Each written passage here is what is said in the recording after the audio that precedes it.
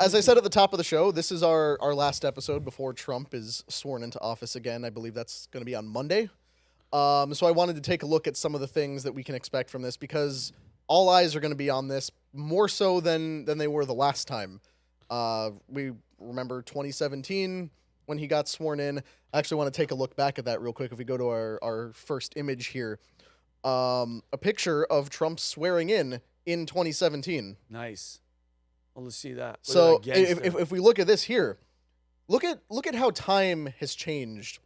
Not only Trump, who hasn't aged a day, shockingly, Melania, who looks fantastic, Amazing. same way she always had, but Barron, who's like little kid right there, Don Jr. with no beard, Paul Ryan standing there like he's relevant in politics. You remember that? Remember when that dude was Speaker of the House? Do you remember when they were like, he was the photos of him working out in the gym? Do you remember those photos? Yeah. Oh. They were like, look, he's tough, and it was him curling a 5-pound. Yeah, you're so tough, dude. Exactly. And then there was Mitch McConnell standing there, but like think about what has changed in that last decade, almost a decade since that happened. The way things have gone as a country. Remember where we were when that happened. But at the inauguration itself, in addition to there being that whole fight over the crowd size, remember that? Yeah, of course. Where Trump says it's the most people who have ever showed up, and they're showing pictures from earlier in the day when there was no crowd yet, and a sign of the nonsense to come, honestly. Definitely. But do you remember the whole crazy thing that went on of trying to get people to perform at that inauguration? I don't remember. I do not. No. Yeah, it sort of slipped through of like how many people said no to that and what problems there were, because Trump in 2016, 2017 was so controversial that people would not touch him at all. They would not show up. If he played a song, if he played their songs, they're like, don't ever play my song. It's like Bruce Springsteen, go to hell. Yeah. So this was the performance lineup at the inauguration. We had Jackie Ivanko, who sang the national anthem. The Rockettes did a performance. The Mormon Tabernacle Choir also sang, although I believe that's, partly traditional. But the next slide here is some of the weirder performers. The late, great Toby Keith and Three Doors Down. Do you remember that? Of course I do. Three Doors Down was at the steps of the Lincoln Memorial singing Superman. Yeah. Like, it was very weird. Like, these were the only people that would show up to do anything with Trump. Wow. Compare that with Biden in 2020, or his 2021 inauguration. He had, like, Lady Gaga singing the national anthem. It was a star-studded event. I think Beyonce was there as well.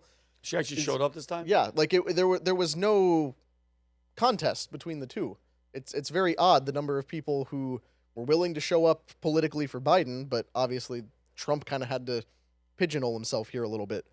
But this year looks like it might be a little bit different. We just got this leaked program the other day of Carrie Underwood is going to be performing America the Beautiful. So hot. That caused some controversy because she goes out of her way to not talk politics. She said that multiple times. Her husband a little bit more so. But she'll be making an appearance, and that was very controversial. Good. America is beautiful. What? The only thing my dad loves more than chemtrails is Carrie Underwood. He is obsessed with Carrie Underwood to the point where I'm like when we get in the car, he's listening to it. I'm like, ew, weird. You're like 70. What's going on? Can you blame him? Was she the one that got into a car accident? I think was it her? Not sure. Oh, go ahead, keep going. Not sure. But this is the weird one. This is the weird group that is participating. The Village People. That looks like a sketch that we would shoot here, just bad costumes. That's a song, Yeah, though. the Village People said they're happy to announce their participation in Trump's inaugural activities. They won't be at the Capitol on Inauguration Day, but, he has all the inaugural balls and festivities and everything, so they're going to be a part of it. And as Brandon alluded to just a second ago, here's a video of why they are participating. Okay, go. There he is. Yes. Look at DJT. That tie looks like a bat.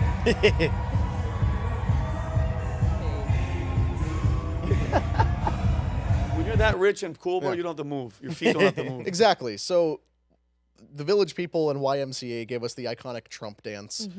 But here's what I found interesting about that. This was their Facebook post saying it. So we are announcing today that the Village People have accepted an invitation from President-elect Trump's campaign to participate in inaugural activities, including at least one event with President-elect Trump. We know this won't make some of you happy to hear. However, we believe that music is to be performed without regard to politics. Our song YMCA is a global anthem that hopefully helps bring the country together after a tumultuous and divided campaign where our preferred candidate lost. Oh, Interesting thing for them to say. So, like, they are willing to participate, willing to join in, but they made it very clear, like, we didn't vote for Trump. And Wow, I mean, I respect that. who would have thought the Village people would vote for Trump? How much? Yeah, but how much? Yeah, exactly. How much are they gay? Yeah, super. Yeah. All of them. Oh yeah. How much? How much think. is there a fee of how much Trump? Is paying I'm them? sure, but it's not publicly available. Okay. So they've been invited. Okay. But that's interesting lineup Yeah. that we got there. And then during the inaugural parade, this other celebrity will be making an appearance as well. Donald Trump's iconic garbage truck will Yes. be in his parade the day before the inauguration. They're bringing that back as well. Yay. I love But it. one notable guest will not be in attendance. Oh no. First Lady Michelle Obama, Big Mike Oh, herself, Big will not be Mike. attending. Oh no! Come Where's on, she? Amy, Where's, say it. where's Say she it. gonna be? Oh no. Oh no! Somebody posted on Twitter yesterday a photo of Michelle Obama's back, and then said they said there's going to be a big space to fill at the inauguration. Alberto, can you zoom in? Can you zoom into that? Look at her hands. Yep. I'm more What? concerned Wait, about wait. the Adam's apple. Those some mitts. Those are some big ass hands, bro. Jesus. Yeah, those are those rings are fighting to get off. Yeah, but listen, that by the way, and that's can I comment? That's a Absolutely. very like. I know Trump didn't show up, and that's whatever. I think everybody should show up. He thought he was with cheated. knuckles. I mean, with the proof is in the pudding. They did cheat. I don't care if you want to call it election interference, whatever.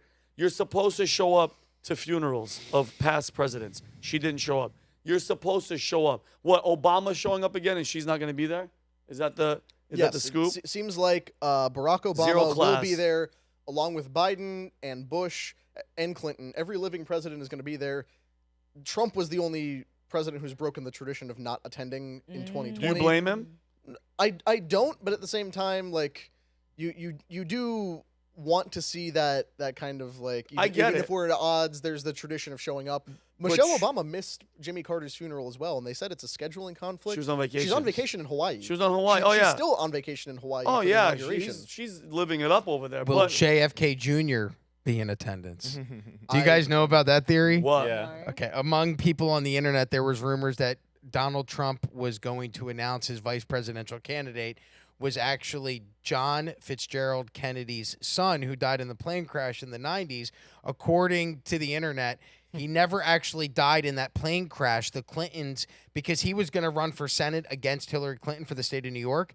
So the rumors were that he knew the Clintons were going to have him killed. So he went into hiding, and he was going to reemerge in Dallas, Texas in November of last year Oh my on gosh. the anniversary of JFK's death to announce with Trump in person that he was in fact alive and Oh he my was going to God. be the vice president. My mom believed this, and I love her to death. But she's like, "No, you got to understand, JFK Jr.'s alive and he's coming back." And there's a large portion of people that are on the internet that believe that that's true as well. It didn't come to Yeah. fruition, but it'd be great if he showed up at the inauguration. I love it. They were all like, "Damn it, on to the next one." Yeah. I mean, I've Earth's never flat.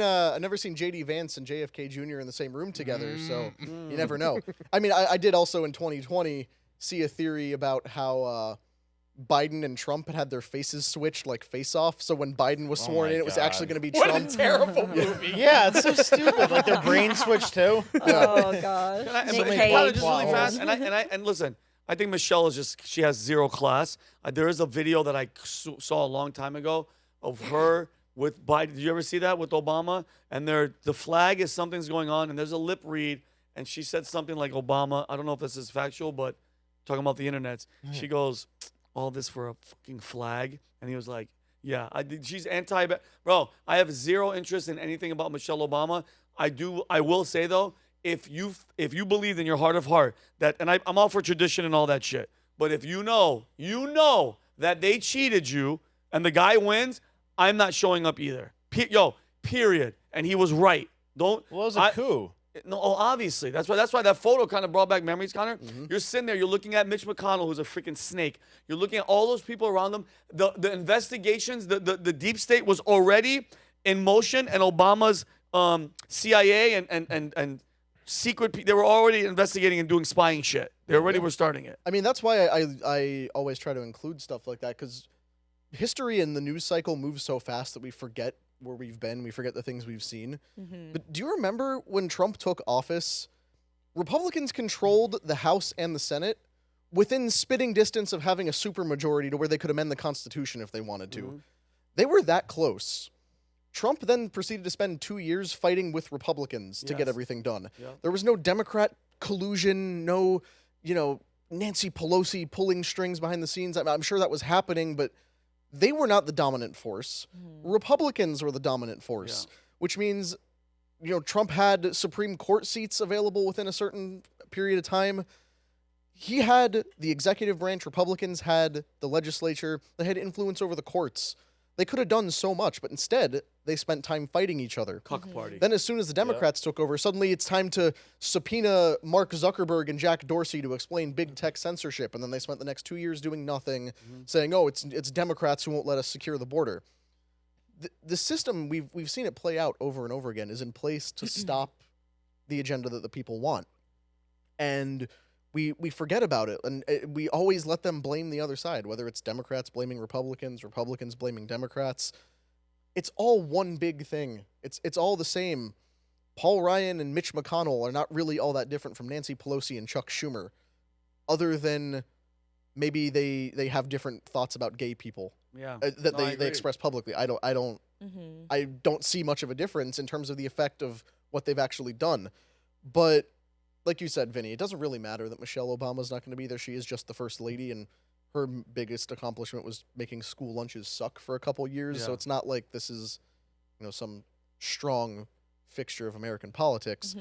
But, we'll move on to a serious subject here because, Vinny, you've talked about it multiple times. We've discussed it on this show at length. The very real security risks that there are for this inauguration. Do you guys think we're going to see something happen? You think there's going to be some kind of incident? No, I read today, states from across the country, including South Florida, are sending police officers to help out there, anticipating, I believe the number was somewhere around 100,000 police and military presence in downtown D.C. Nice. I know it's hard. Look, it's scary because we watched what happened on July 13th. We watched what could have happened in September at the golf course. The guy's life has been targeted twice that we've seen on TV, not to mention the plots that they foiled that we don't know about. So it's very scary to think, the saying is third time's a charm. And when else are you going to have all of these world leaders from the United States and other countries in one place? Is he going to be behind That's a scary glass thought. at how he was when he was campaigning towards the end? Is he going to be behind glass when you're sworn in, but here's the problem, Rob. They could send 100,000 cops. They could send the National Guards from all over whatever. If the internal security apparatus is the actual deep state, you think they're gone? You think the people that dropped the ball for Secret Service, or I don't trust them at all. I don't trust the FBI or the FBI at all. I don't trust certain elements of the Secret Service. Dan Bongino even said it, and the guy who worked for them.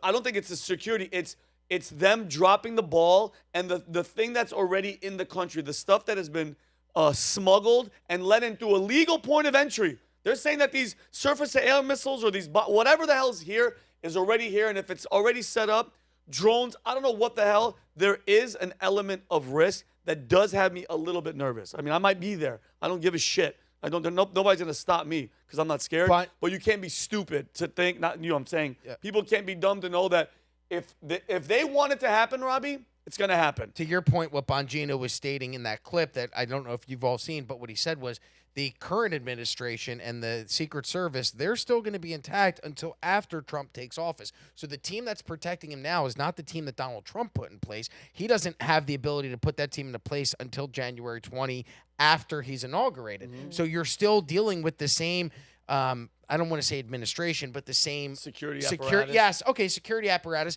that was in charge on September 13th that allowed Ryan Routh to be at the golf course for how many hours? Overnight. He was barbecuing. That guy was out there just fucking chilling, waiting. Question for you guys. So, what are the odds that he's playing nice right now, and that once he gets in and gets across the finish line, that he's just going to rain hell down upon the people who tried to destroy him? Because I hope that he's doing that right now. Because maybe if he was saying what he's actually going to do, they would try harder to kill him. But if I was in his position, I would definitely make sure those people that tried to hurt him could never hurt him or anybody that he cares about again.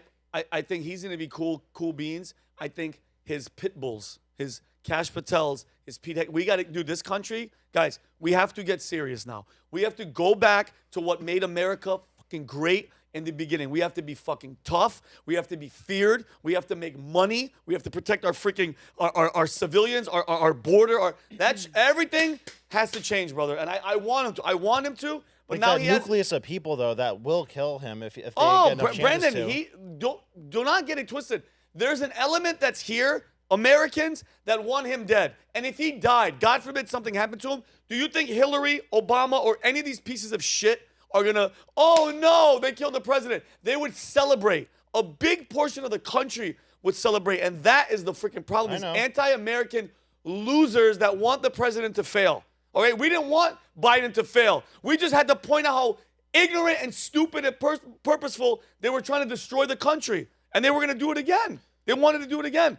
I'm not anti. I'm like, win, idiot. Be on point. These people want us to lose. Yeah, there's like 200 people that need to be taken off the face of the earth within like one day. I would put them on Elon's fucking You can see it clearly with how the opposition is, because if Trump died today and J.D. Vance got sworn in as the next president, they would just transfer everything they've said about Trump to Vance. Because Trump is the guy they point at now because he's easy to make a caricature of, but they will just as easily apply that to the next Republican. They would have done it to DeSantis. They would have done it to Haley probably. Yep. Because they have to hit whatever Republican is up. Historically, Trump has not been fantastic at taking revenge on people. He tends to get very conciliatory when he has the opportunity to hit people hard. I'm hoping he has the right people in his ear this time telling him who to go after and who to not let up on. But the security apparatus that's in place for this, at least on paper, looks like they're really taking this seriously. There's 30 miles of fencing surrounding the Capitol. They have 25,000 cops deployed. They have drones, tactical teams, and they've said there's no credible threats, but they might, expect potentially lone wolves is a word that got thrown around. There's no organized threat that they've detected. But we're talking a lot about what we expect to happen on Inauguration Day, on Trump's first 100 days. If we can go to my last slide real quick, I just want to call this out because it's important. You guys know vtnews.ai that we use all the time. It informs a lot of what I do, informs a lot of what we do. We have this new thing that just came out where we are running one of our first contests. We have a bunch of predictions that our panel of experts, myself included, have sat down to come up with of things we think might happen in Trump's first 100 days. And now we want to hear from all you guys at home as well. If you're a vtnews.ai user, head on over there, check out the predictions feature, and give us your thoughts on what you think is going to happen in Trump's first 100 days. We got all kinds of stuff in there. Is Trump going to declassify the Epstein, JFK, and 9/11 files? How many executive orders is Trump going to enact? He's already said he might do 100 on day one. So we want to hear these predictions on things, and I believe we have reward structures and stuff set up for people who get it right. So follow along with that for Trump's first 100 days. Should be a very interesting process. Okay, awesome. So if you like this clip, click right here. And if you want to see more like it, click right here. Stay angry, Patriots.